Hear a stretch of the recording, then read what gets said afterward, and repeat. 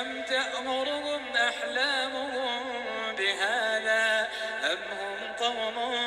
طاغون أم يقولون تقوله بل لا يؤمنون فليأتوا بحديث مثله إن كانوا صادقين أم خلقوا من غير شيء أم هم الخالقون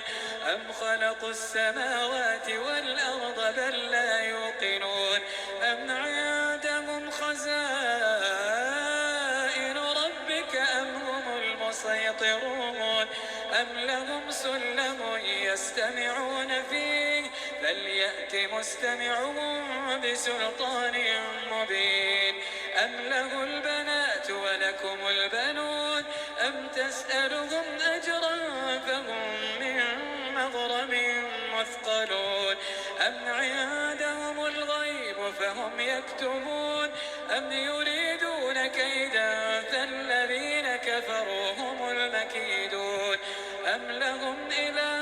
غير الله سبحان الله عما يشركون وإن يروا كسفا من السماء ساقطا يقولوا سحاب مركوم فذرهم حتى يلاقوا يومهم الذي فيه يصعقون يوم لا يغني عنهم كيدهم شيئا ولا هم ينصرون وإن للذين ظلموا عذابا دون ذلك ولكن أكثرهم لا يعلمون واصبر لحكم ربك فإنك بأعيننا وسبح بحمد ربك حين تقوم ومن الليل فسبحه وإدبار